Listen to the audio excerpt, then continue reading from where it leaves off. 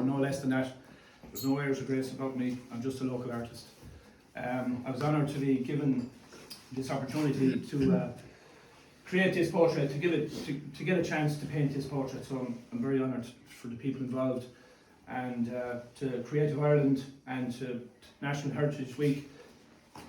I think it's very appropriate that they commemorate through an event like tonight a long lost poet of the local area, and his poetry has been, sort of dead for 100 years. So it's great to commemorate Patrick Ryan tonight through this event. I have a dubious close relationship with Patrick Ryan in the sense that he's buried about 20 feet from my front door. I live just up the village here. I live beside the graveyard. So the old part of the graveyard is literally straight across from my house. So the sitting room, which I turned into a studio, basically is where I do my painting. It's literally a hand's throw. I can literally look straight across at the final remains of Patrick Ryan. So a little bit surreal while I was painting. I could nearly look over the corner. Anyway, that's as close as I am to Patrick Ryan. There's very distant relatives here as well. Another great thing we did with Patrick Ryan last year was the Pride of Place. We were putting together our final bits and bobs for the adjudicators, and the very final thing we did was we laid a wreath on Patrick Ryan's. They'd like me to knock it down now.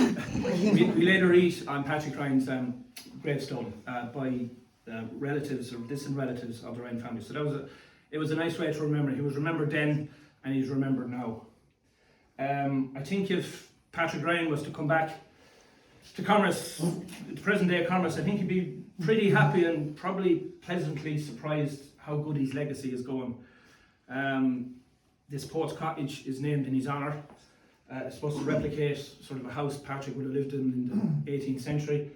I would say Patrick's house in Marymount down by Martin Phelan's was a lot more humble abode than this, but he's doing well. A few years ago, Mary Fenley, who's here tonight, Mary's here tonight, produced a book on Patrick Ryan's poetry, because Patrick Ryan's poetry was, it was sort of dead and buried for a long, long time. So Marie did an awful lot of work on it, and she's here tonight, so I'm delighted. So really, people could see the poetry, and young people in national school could actually read poetry that nobody had seen or heard for nearly 100 years. So, and anything we know about Patrick Ryan is, it's written very little documentation about him. So anything we know is through Marie Fenley's book. So thanks for coming tonight, Mary.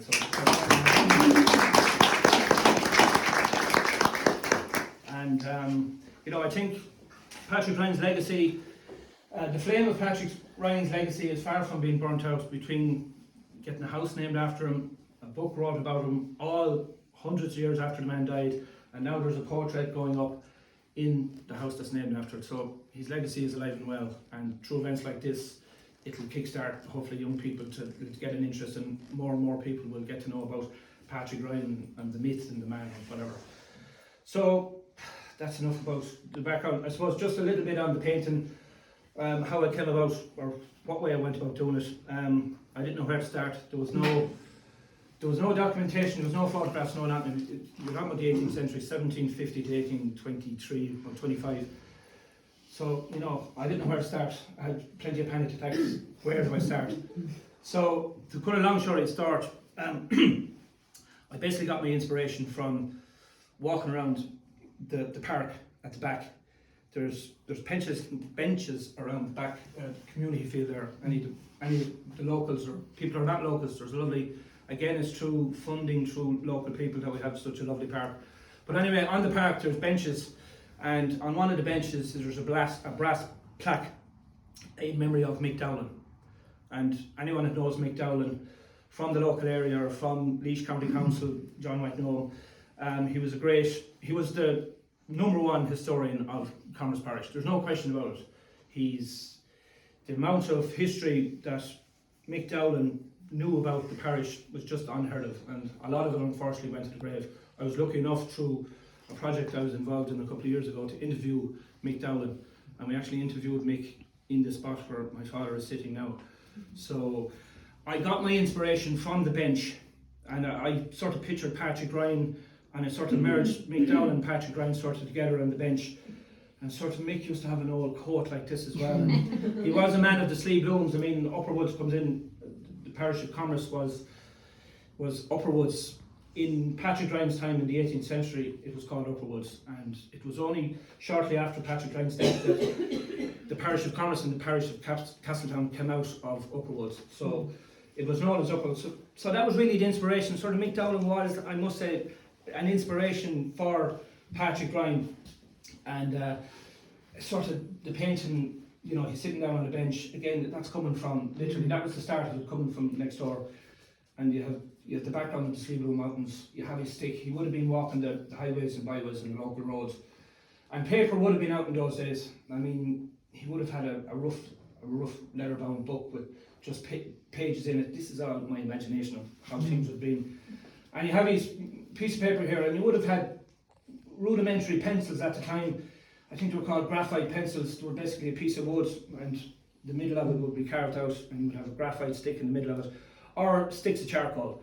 So I can just imagine him walking the highways and byways around Commerce with his little satchel with his paper and little charcoal stick, and taking notes of poetry that he composed. And he'd probably go home to his house in Marymount, and he'd probably have some sort of a quill and ink that he could properly write down what he had thought about during the day.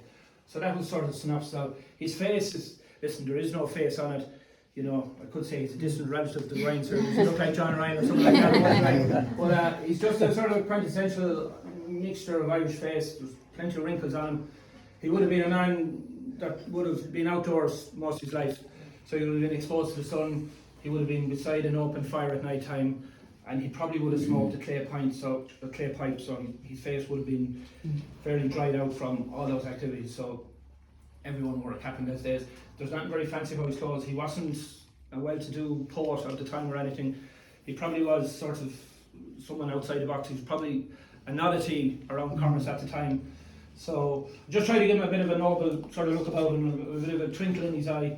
So listen, that's basically the painting, and the little statement there is a mismatch from some of his poems. And you know, you'd be hoping in years to come, we'll say the National School here in Killinure, you know, young lads will be able to quote, "Where Ryan rests, that man of fame, whom Upperwoods did one adorn." So anyway, that's basically the synopsis of the painting. And I think before I say any more, it's time we get a special guest here to maybe recite some of his poetry. And I'm going to ask my father, Paddy Dooley. We talked about Mick Dowling earlier on. My father gave the eulogy at Mick Dowling's funeral. They were very great friends. And Daddy is going to, I let Daddy off, he's going to recite one of Patrick Ryan's poems, Upperwood Rangers. So I'll let Daddy say whatever he wants. You're well done.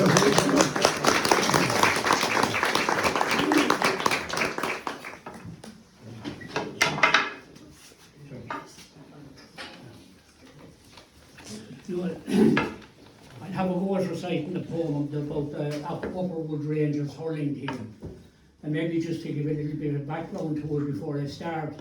As Peter said, the poet Ryan was born in 1750, so I think it is, and you know, from the poem I think it's safe to infer that the poet Ryan himself was a member of the Upperwoods hurling team. So therefore we're talking about a description of a hurling match that would have been played, say, in the 1770s. So if that is the case, this must be one of the earliest, if not the earliest, account of a hurling match played around this part of the world. Because it must be remembered that up to the time of the famine, hurling was the game of the countryside. It died out during the famine, and cricket took over.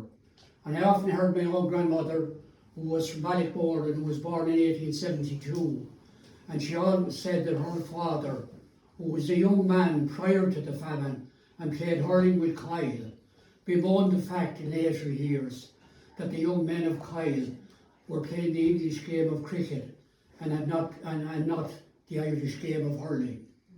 And the position was the same in Camrose. I remember a neighbour of mine, Maggie Nails, a local historian, used to tell me at the time of the Carnelite split, a Parnellite cricket team came to play the local cricket team here in Commerce. And at that, of course, the priests and the clergy were very much against Parnell because of his association with Kitty O'Shea. So one of the priests that was here at the time put down a crucifix on the bowling green and defied anyone to bowl over it. So that was a cricket match that finished before I ever started. But anyway, we'll have a go at it, and sure, if I miss my lines, put it down to old age. Arise, my boys, let us make haste, for history does await us. And through Roscrea we'll make our way, no danger shall affright us. We for all sorts of liquor called. The landlord says you're strangers. Are ye the boys we did hear of? Are ye the Upperwood Rangers? 'Tis true it's from Coleraine we came, that lovely seat of pleasure, where heroes bold stand uncontrolled, beyond all time or measure. 'Tis true it's from Coleraine we came, at hurling we're no strangers.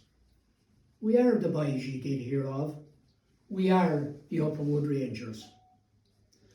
The day appointed soon drew nigh, the hills they were surmounted. Like lions in a den we stood, why then we were all counted. The ball was thrown up in the sky, the Munster men all shouted. 3 cheers for the Barda boys, Shinroan was never doubted. Young Collier then said to his men, both front and rear take order. This is the day we'll make them play, proud Munster we'll alarm. And Phelan too, above his men, was not the least alarmed to meet the foe where'er they go, and likewise brave young Gorman.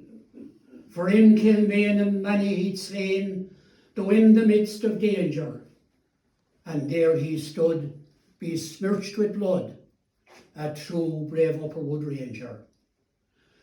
The Osorians drove on, they played the first half hour, but soon they were to understand that Upperwoods was the power. And when the tussling started, they cried, "Lie on the stranger."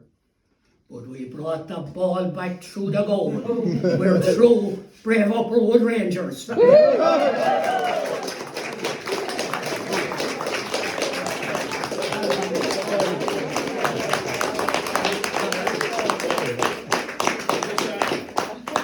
Remind people that on the 4th of July this year, Daddy was 90 years of age. I